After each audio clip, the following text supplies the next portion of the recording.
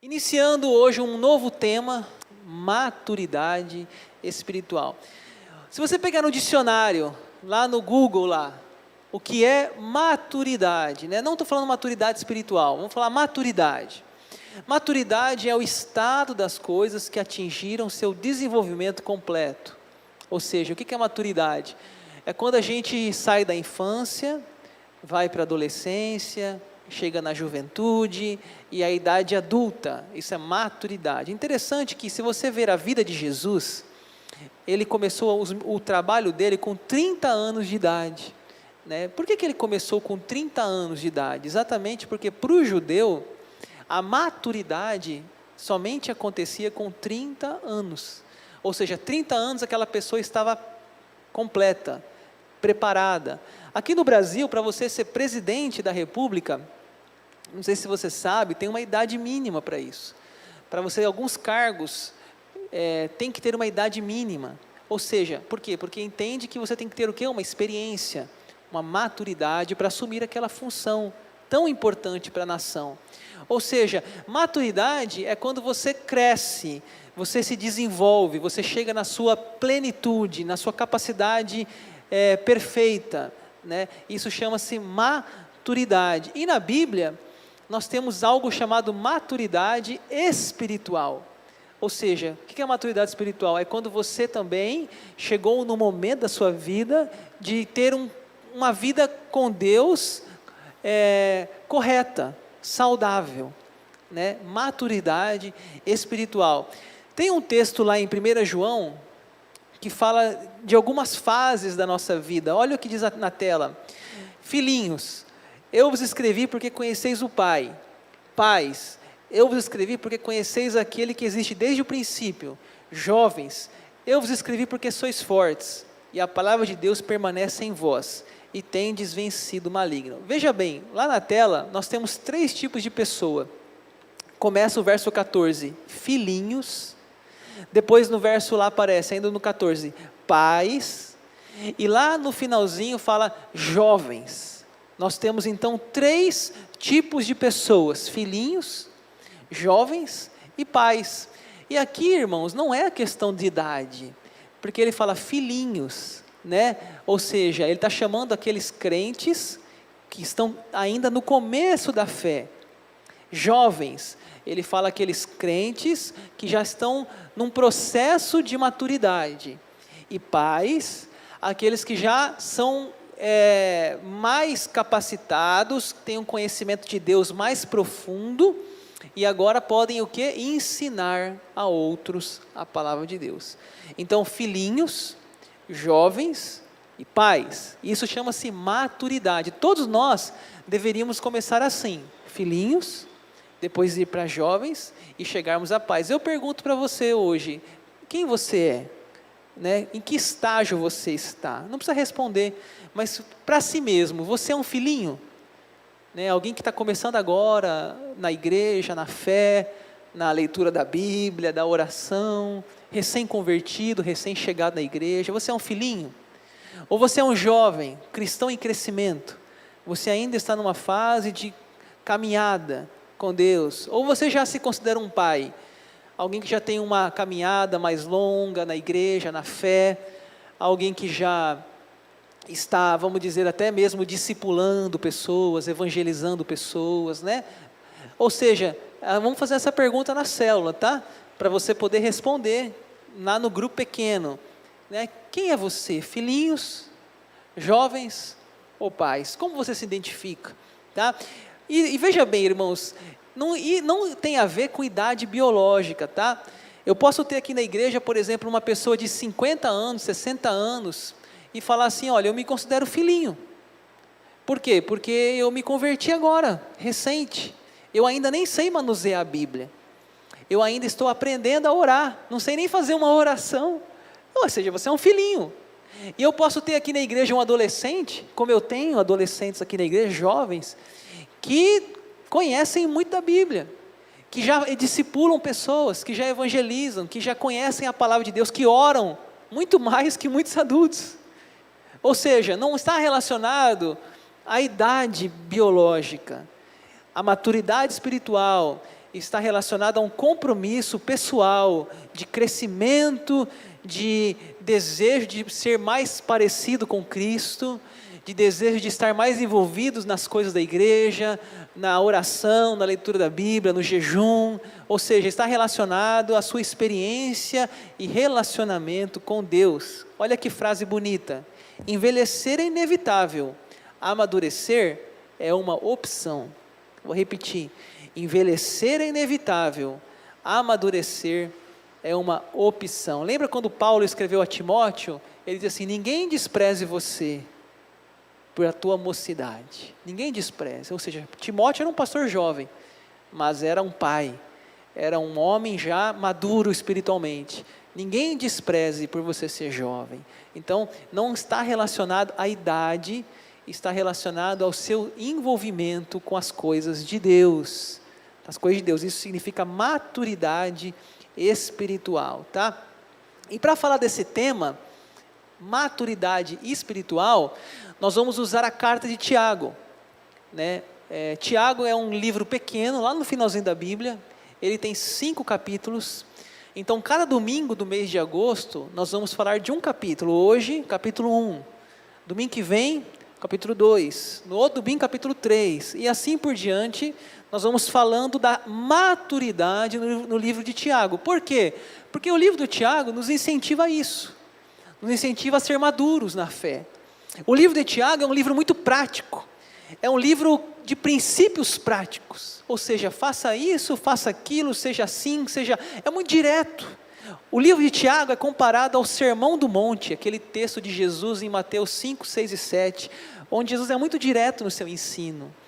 Então o Tiago vai nos ajudar a crescer e se tornar maduro na fé. Uma introdução aqui, irmãos, antes da gente entrar no tema. Quem escreveu a carta? Tiago, servo de Deus e do Senhor Jesus Cristo. Só uma curiosidade: quem escreveu a carta de Tiago era o irmão biológico de Jesus. Não sei se você sabe, mas Jesus, ele tinha irmãos, tá? É claro que Jesus nasceu, a Maria era virgem, José é o seu pai adotivo, mas depois que Jesus nasceu, eles tiveram outros filhos. Está registrado na Bíblia, tá? Eu não sei porquê, mas tem pessoas que têm dificuldade com isso, né? Está na Bíblia. Lá na Bíblia fala: aí estão, Jesus, os teus irmãos e a tua mãe. Então ele teve irmãos, tá? E aí um desses irmãos de Jesus se chamava Tiago. E possivelmente nas pesquisas de comentários bíblicos que eu fiz, é ele quem escreveu essa carta. Tiago, irmão de Jesus, tá? E ele se apresenta não como irmão, mas ele se apresenta como servo de Deus e do Senhor Jesus Cristo. Ou seja, ele mesmo sendo irmão, ele entendeu quem era Jesus. Era Deus, o próprio Deus encarnado. E aí ele escreveu essa carta, tá bem? E quem ela foi enviada, essa carta? Tiago, servo de Deus e do Senhor Jesus Cristo, as 12 tribos que se encontram na dispersão, saudações. Ou seja, essa carta foi escrita às 12 tribos que se encontram na dispersão. Mas que 12 tribos, pastor? Nós estamos no Novo Testamento, irmãos. Não estamos lá no Antigo. 12 tribos de Israel, a tribo de Benjamim, a tribo de fulano, os 12 filhos. Não, não é isso. Aqui, Tiago, ele se refere a todo o povo de Deus, todo Israel de Deus. O número 12, todas as tribos, todos os povos, inclusive nós aqui em Rondonópolis, né? Também somos alvos dessa carta. A todo o povo de Deus que se encontram na dispersão. O que é dispersão? Perseguição.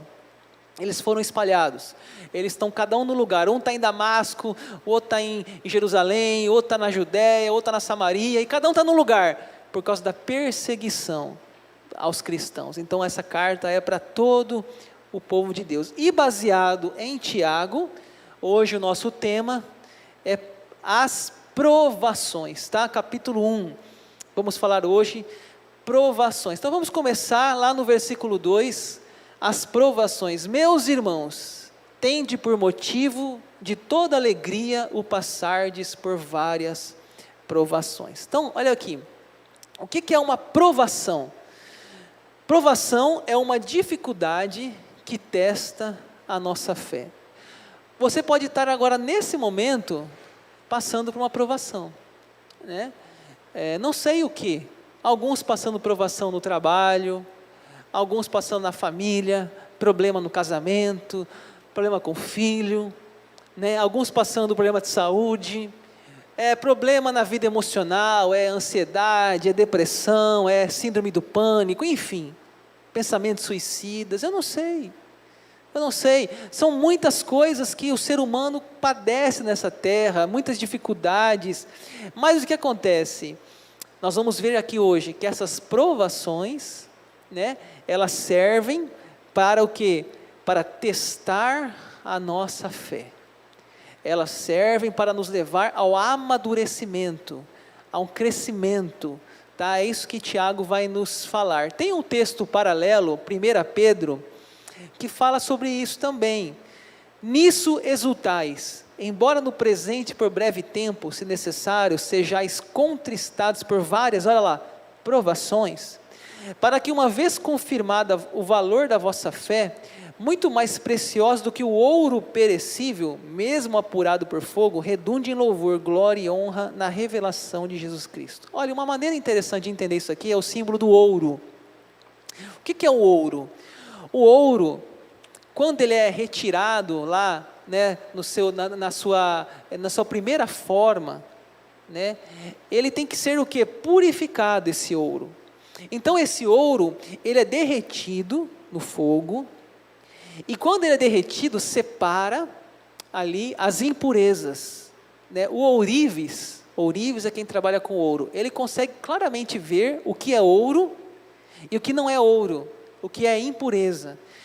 E o apóstolo Pedro exatamente faz essa referência, ele fala que mesmo apurado por fogo, ou seja, quando a gente passa pela tribulação, pela tentação, pela provação, está sendo tirado de nós aquela impureza, aquele resto, né? E está ficando só o ouro.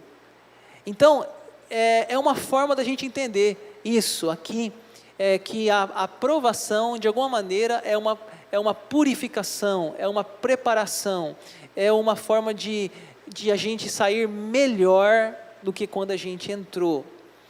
As provações fazem parte da vida cristã.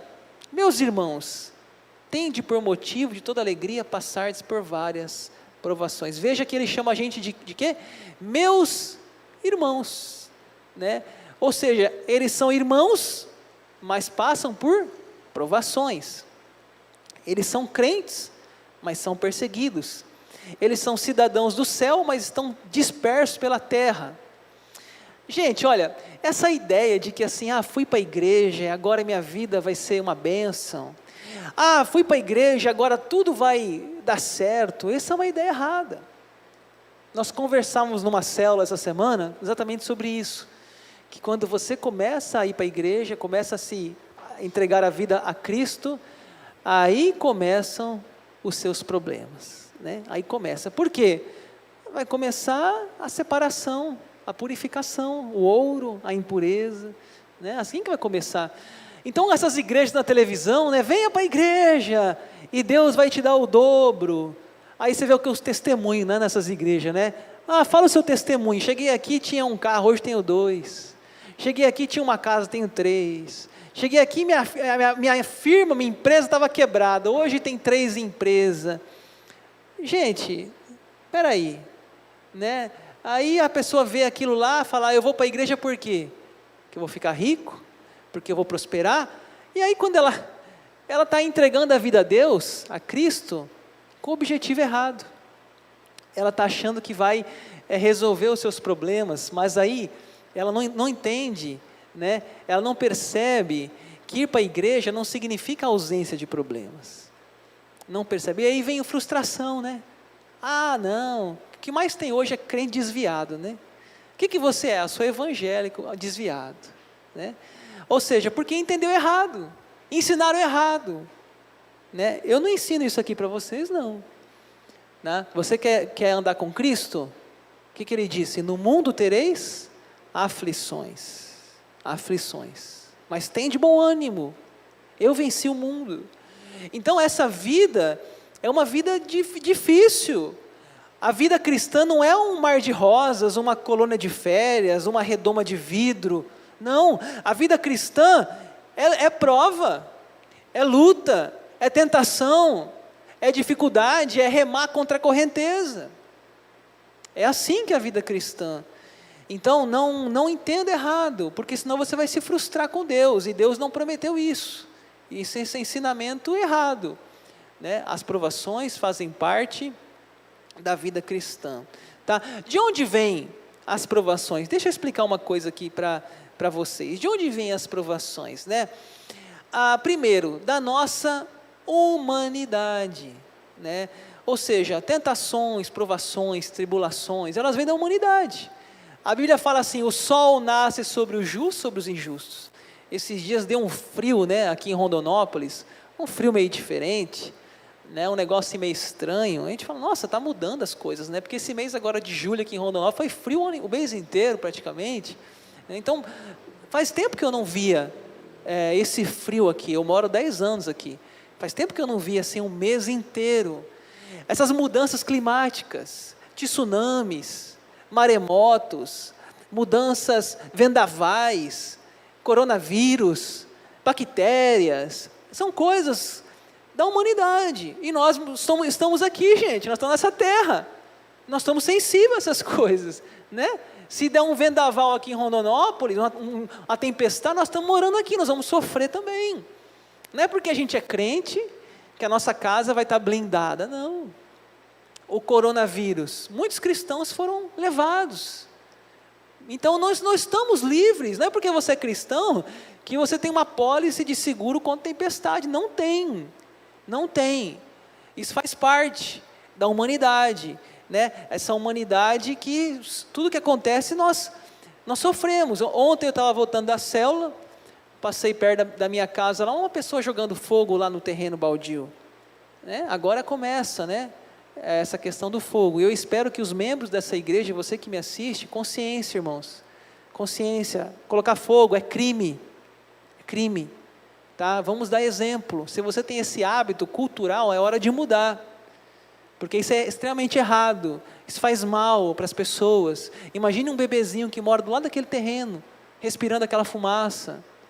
Temos que ter consciência dessas coisas. O cristão é um ser ecológico. Ele tem que cuidar desse jardim do Éden, que é a terra. Tá? Pense nisso. Então, mas eu passei lá, estava um rapaz lá, botando fogo. Ou seja, eu nem sei se ele mora lá, mas talvez ele jogou o fogo e foi embora. Minha casa vai sofrer aquela fumaça naquela noite. E outras casas, tem um vizinho que tem um bebê, recém-nascido. São coisas que a gente tem que pensar, que nós não estamos livres. Essa humanidade está aí. O que mais? A nossa pecaminosidade. Ou seja, nós temos dentro de nós esse pecado que nos assedia, que nos atrai, né? A pessoa fuma a vida inteira. Aí vai para a igreja e fala, não, agora eu me converti. Deus, me dá um pulmão novo. Não é assim. Não é assim. Você fumou a vida inteira. Agora você tem que se responsabilizar por essa escolha. Não é? Veja bem, esses dias eu fui esses dias não, faz tempo, antes da pandemia, eu fui visitar uma pessoa no hospital, para orar com ele. E aí chegou no hospital, ele fumou a vida inteira, sei lá, 40 anos, fumando cigarro. E aí eu estava bem na hora que o médico entrou no quarto. Aí o médico entrou no quarto, né, eu respeitei, fiquei quietinho, hora da visita. Depois eu ia orar quando o médico saísse. O médico entrou no quarto, e aí o médico falou assim, rapaz, senhor, seu pulmão está feio, meu amigo. Médico, eu fumei a vida inteira. Ele, então, rapaz, complicado agora, hein? Mas doutor, escute bem, doutor, não tem nenhum remedinho para limpar o meu pulmão? Não tem nenhum remedinho aí que dá uma renovada aí em tudo isso? O médico falou assim, rapaz, você fumou a vida inteira e quer um remedinho para resolver? Sabe? Então as pessoas têm essa consciência. Não é o que tem de jovem aí, adolescente agora fumando essa porcaria desse narguile? Onde você passa tem essa porcaria? Gente, as consequências vão vir. Vão vir as consequências. E Deus? Deus não tem nada a ver com isso. Ué, Deus não te fez um fantoche. Deus dá essa liberdade para você. Você quer colocar um cigarro na boca? Você quer colocar um narguilé na boca? De Deus não se zomba. O que o homem plantar, ele colherá.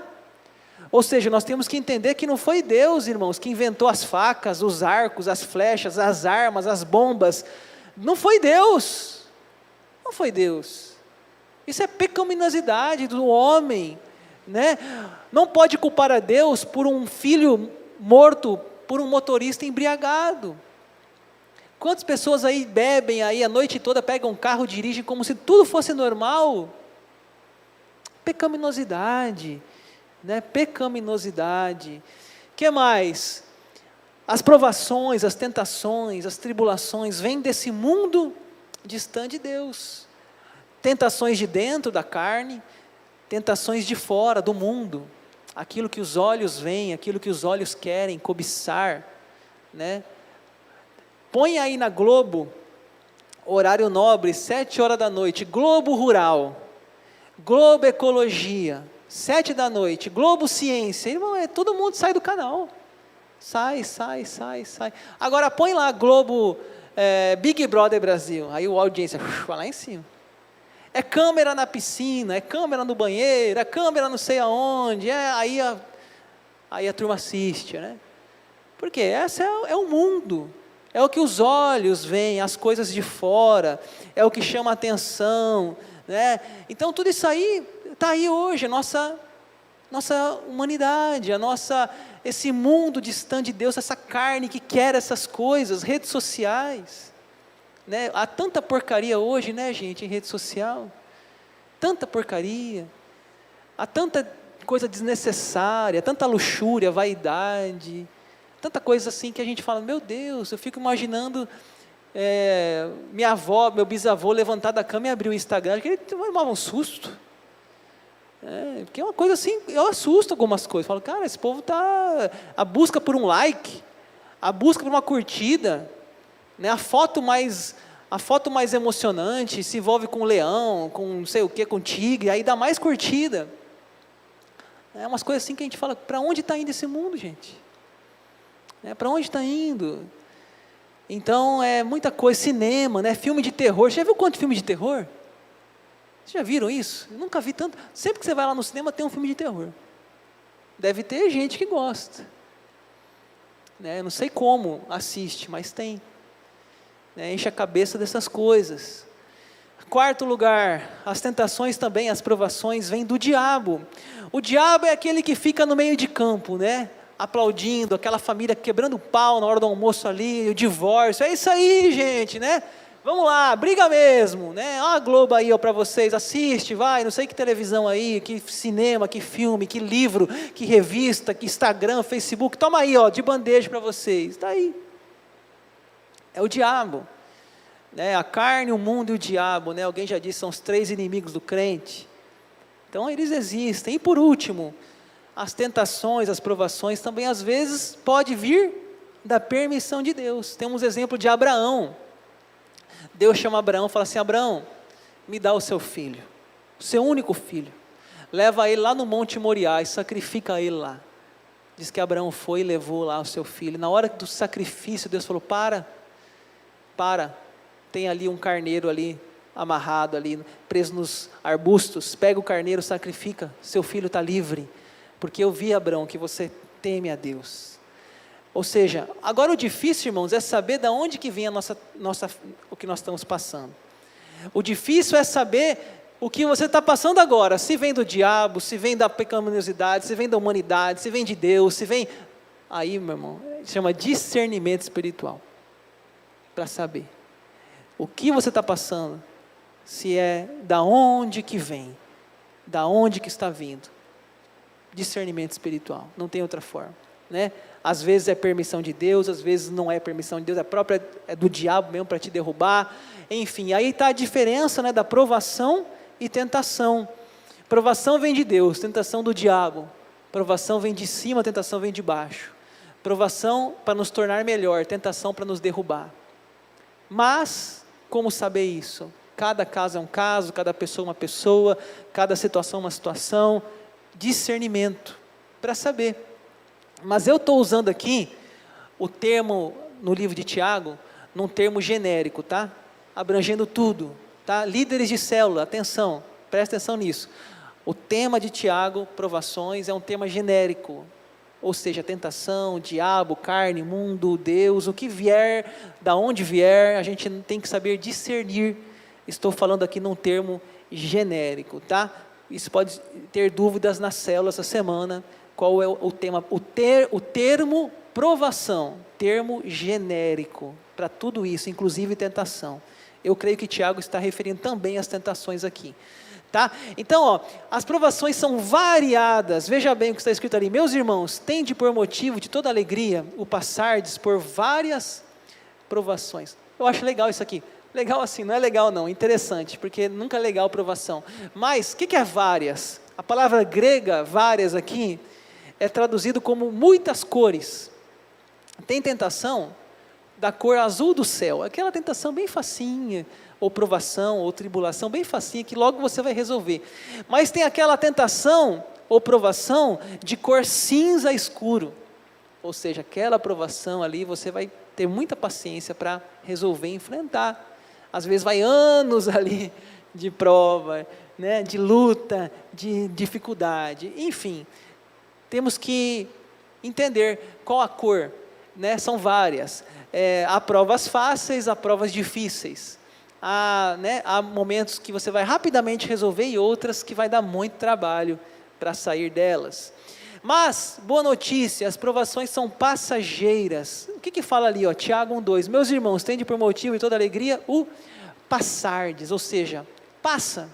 Tudo passa, irmãos. Tudo passa, inclusive as provações. Né? Tem um salmo que diz assim: o choro pode durar uma noite toda, mas a alegria vem pelo amanhecer. Passa. Né? Ninguém aguenta uma vida inteira de provas. Talvez você fale assim: pastor, isso que eu estou passando aqui não tem fim. Tem, meu irmão, pode ter certeza que tem. É quando a gente está passando pela prova, parece que a nossa aprovação é maior do que todas as outras que a gente passou, e parece que aquilo que a gente está passando não vai ter fim, mas tem. Se você lembrar da sua história, você vai ver que você já venceu muitas provações, e vai vencer essa também, tá? Ou tribulação, ou tentação. Continue que você vai vencer. E tem um texto na Bíblia que nos garante a vitória. Ele fala assim, 1 Coríntios 10:13, o apóstolo Paulo, queria que nós lêssemos juntos esse texto. Eu acho muito lindo, até para você decorar essa passagem. Vamos ler todos? Não vos sobreveio tentação que não fosse humana, mas Deus é fiel e não permitirá que sejais tentados além das vossas forças. Pelo contrário, juntamente com a tentação, vos proverá livramento, de sorte que a possais suportar. Olha que coisa linda, nenhuma tentação é maior do que a sua força, tá? Ou seja, você tem força para vencer, e junto com essa tentação, Deus vai dar o livramento. Então continue firme, paciência, perseverança, que Deus está te amadurecendo, Deus está forjando o seu caráter, Deus está tirando as impurezas do ouro. Avante, avante, que isso vai passar. Olha, desenvolvendo a paciência, sabendo que a provação da vossa fé, uma vez confirmada, produz o quê? Perseverança. A palavra perseverança aqui, no grego, ela pode ser traduzida por paciência, tá? Ou seja, a provação, ela está desenvolvendo a sua paciência, né? Tenha paciência, tenha perseverança, tenha resistência, tenha constância. Uma vez eu li um livro que eu achei muito lindo, A Constância. Constância não é nome de mulher não, Constância, a rainha de todas as virtudes. O que é constância? Constância é você manter o mesmo ritmo, sempre. Né? Sabe aquela pessoa que fala assim, amanhã eu vou começar um regime, aí começa na segunda, terça ela já desiste. Não é constância. Vou começar a fazer caminhada, começa a semana, a outra semana já parou. Vou fazer uma faculdade, começa a faculdade, primeiro semestre tranca. Isso não é constância, isso é Constância. A constância é você manter o ritmo, continuar caminhando. Está pesado, mas continue. Faça o teu ritmo, faça algo constante, porque se você for constante, você vai atingir o seu objetivo. Você vai chegar no final. Então a constância é a rainha das virtudes, dizia o livro. Paciência, perseverança, mantenha que vai passar. Isso vai passar, não tenha pressa, não seja impaciente, não seja inconstante. Calma, desenvolva, por quê? Porque a aprovação, uma vez confirmada, ela produz o quê? Paciência, perseverança, constância. Você venceu uma prova, a próxima você já vai saber como vencer também. Você está aprendendo, Deus está te ensinando, Deus está desenvolvendo a maturidade na sua vida. As provações são pedagógicas. Olha o verso 4 aqui, o último versículo do nosso tema. Ora, a perseverança deve ter ação completa, para que sejais perfeitos e íntegros, em nada deficientes. O que Deus quer? Que nós chegamos à perfeição, à maturidade, para que sejais perfeitos, para que sejais íntegros, né? Nós somos um canteiro de obra de Deus, Deus está trabalhando em nós, as provas fazem parte da nossa vida. O que é deficiente? Deficiente é aquele que não aceita a prova. Deficiente é aquele que não aceita ser moldado, ser provado por Deus. Ele não quer o sofrimento. Deixa eu falar uma coisa aqui para vocês. Ontem, essa semana, o Samuel, meu filho, ele queria comprar um jogo de videogame, um jogo no valor de R$170. Estava na promoção. Pai, está na promoção, pai. Como assim na promoção, filho? De 250 o jogo foi para 170. Falei, nossa, que promoção boa é essa, hein, filho? Não tem promoção, não tem para mocinha também não, porque que promoção mais, né, diabólica é essa, misericórdia, né? Então, R$170, e ele ficou, pai, eu quero esse jogo, eu quero esse jogo, eu quero esse jogo. Irmãos, eu não posso dar para meu filho um jogo de R$170. Por quê? Porque eu tenho que ensinar meu filho o valor do dinheiro. Que pai que gostaria, que pai que não gostaria, né, de fazer, ou gostaria de fazer todos os desejos dos seus filhos? Claro, a gente gostaria, mas a gente não pode. A gente não pode. Por quê? Porque ele tem que entender que o valor do dinheiro, né? O jogo de R$170, você vai jogar 3 dias, uma semana, vai zerar, não sei, não é assim a vida. Ou seja, nós como pais, precisamos dizer não aos filhos algumas vezes, ou ensinar a filha, você vai ter que guardar, cara. Guardar R$10 aí por semana, não sei, fazer sua poupança. Você tem que entender que esses R$170 é um valor alto. Um valor alto. Então, irmãos, olha essa frase: uma criança que a dor não educou, será sempre uma criança. Uma criança que a dor não educou, será sempre uma criança. Se você falar tudo para o seu filho, sim, sim, sim, sim, você está formando um péssimo cidadão. Porque lá fora, irmãos, no mundo, ele não vai ouvir sempre sim. Lá fora, ele vai ter que aprender o valor do dinheiro. Quando ele casar, quando ele tiver filhos, ele vai ter que aprender a economizar. Ele vai ter que aprender a dizer sim a algumas coisas, não a outras. Ele vai ter que aprender a viver dentro do orçamento. Então, a gente dói dizer não para o filho, mas o não, ele é importante, porque o não vai ensinar um filho a ter paciência, ao filho ter, a ouvir não, a não ter os seus desejos imediatos atendidos. É assim a vida. E a Bíblia fala sobre isso. A Bíblia fala que Deus também nos trata como filhos. Preste atenção, meu filho, quando o Senhor o castiga. E não se desanime quando Ele o repreende, pois o Senhor corrige quem Ele ama e castiga quem Ele aceita como filho. Suportem o sofrimento com paciência, como se fosse um castigo dado por um pai, pois o sofrimento de vocês mostra que Deus os está tratando como seus filhos. Será que existe algum filho que nunca foi corrigido pelo pai? Hebreus 12, 5-7. É assim, irmãos, a vida, ela é feita de não, paciência. Deus responde de 3 formas. Deus diz sim, Deus diz não, e Deus diz espera. O espera é aguarde, calma, não é agora. Tenha paciência. Interessante, né? Algumas pessoas leem a Bíblia e acham assim, não, se você tiver fé, como um grão de mostarda, tudo que você pedir, Deus vai te dar. As pessoas acham que é assim, tão simples essa coisa da fé, né? As pessoas leem um texto lá de Mateus, fala assim, pedi e dar-se-vos-á, batei e abrir-se-vos-á, e a pessoa acha fácil, não, é só fazer uma oração e Deus vai me dar. Imagina o Samuel lá, Deus, eu quero um jogo de R$170, Deus vai falar assim, não, não é assim, sabe por quê? O mesmo texto fala assim, se você pedir pão, o pai não vai te dar cobra, o pai vai te dar pão, e nem sempre o pão é o pão que você quer. É assim que a gente tem que ler a Bíblia, nem sempre a sua vontade é a vontade do Pai. O que diz o Pai Nosso, a oração do Pai Nosso? Seja feita a tua vontade. Então não pense que você vai fazer qualquer oração e Deus vai responder, porque não vai, porque Ele não vai te dar pedra, Ele vai te dar pão. Ele está tratando o seu caráter, Ele está levando você à maturidade, está fazendo você crescer, e às vezes o não faz parte do processo. Você não entende hoje, ai Deus, não consigo entender porque esse serviço deu errado, porque esse namoro deu errado, porque isso deu errado. Você não entende hoje, mas amanhã você vai entender. Deixa Deus trabalhar, confia, calma, Ele trabalha por você. Agora, Deus, eu quero tanto uma Ferrari. Imagine Deus ouvindo esses pedidos. Deus, eu quero uma Ferrari. Para que você quer uma Ferrari, filha? É para ficar andando na Lions. Ele vai dar uma Ferrari?